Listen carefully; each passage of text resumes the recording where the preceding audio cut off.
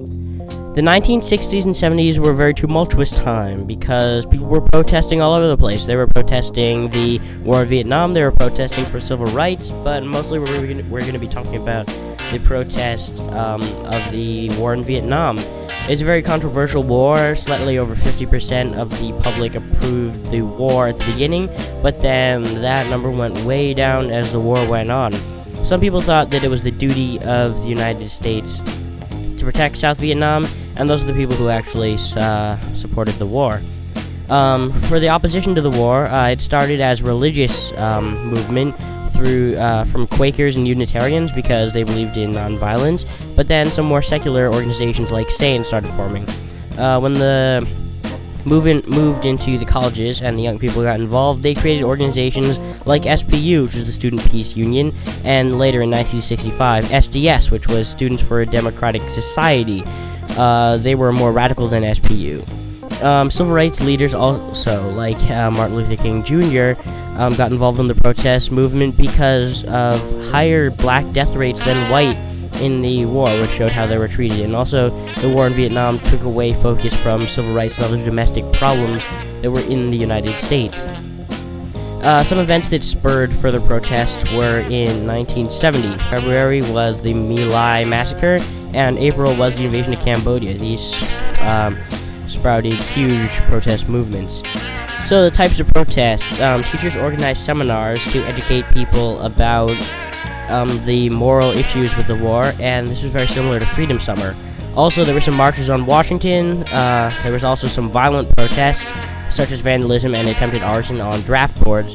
There were also marches, boycotts, pickets, such as the very famous pickets in Kent State. There were also teach-ins in UNC. There's a couple Fast for Hunger awareness, and they also did donation drives, and all over the place people burned their draft cards. Later in the war, there were stronger protests, but they had less cohesion. In 1969 and 1973, most people didn't support the war, but they also didn't support the culture of the anti-war protesters because of their drug use, their promiscuity, and their overall hippiness. So the government's reaction to all this, they really didn't like the protests, and they wanted to change people's minds. But this backfired them in the Kent State shooting when National Guardsmen fired on students, killing 4 and wounding 6. This sparked huge outrage from protesters and way more protest in general. So, for our song analysis, the first song we're going to be talking about is The Ballad of the Green Berets by Sergeant Barry Sadler. It was published in March 5th, 1966, and became the #1 hit single for that year. It was written to support the war when support for the war was slipping away. The government wanted to escalate in Vietnam, but they had little support. So this song was supposed to evoke patriotism and get people to keep supporting the war. And because it was written by an actual soldier, it made people more likely to listen to the song. The overall message of this song was to glorify soldiers, especially Green Berets. It mentions dying, but it talks about it in an honorable way when they say, "Fearless men who jump and die." Fearless men who jump and die. It also makes the Green Berets seem godlike when they call them America's best. It also shows the exclusiveness of the groups when they say 100 men will test today, but only 3 win the Green Beret. 100 men will test today, but only 3 win the Green Beret.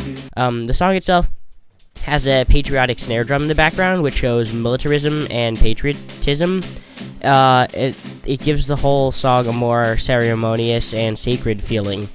The goal of this song is to lead Americans to support the troops, and it effectively brings up emotions of patriotism and pride in the listener. The next song we're going to be talking about is Where Have All the Flowers Gone by Peter, Paul, and Mary. They first performed this in 1962. The meaning of this song is to show the endless cycle of Americans dying and being killed in the war. This is shown by lyrics like long time passing, long time ago, and the fact that it's a circular song.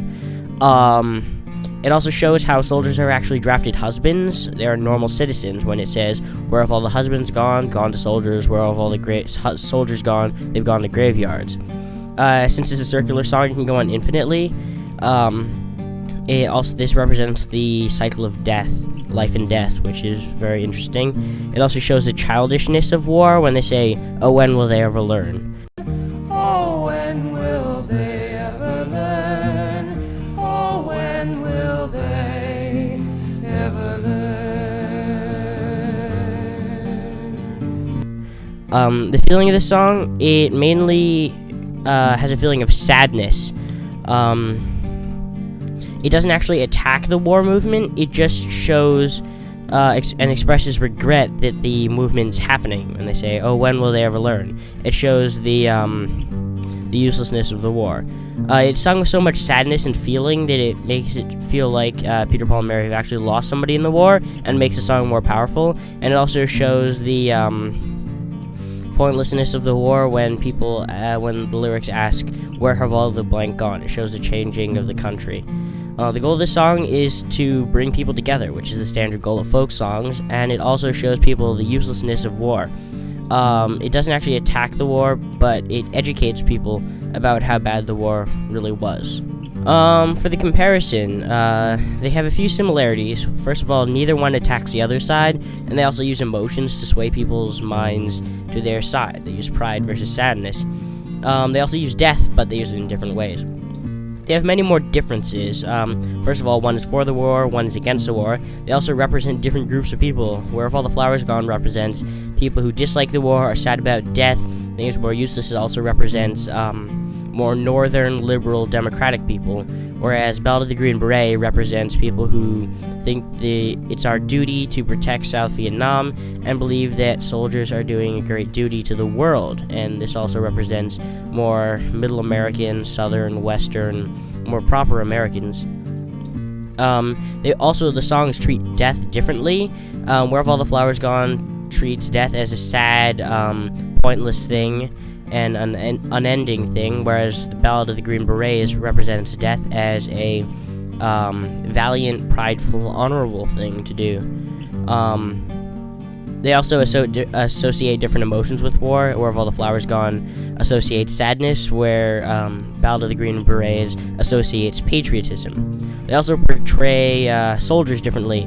Where Have All the Flowers Gone portrays them as normal men who were drafted and then killed, whereas Ballad of the Green Berets portrays them as godlike elites who die for their country proudly, and their greatest wish is that their children would go and follow in their footsteps.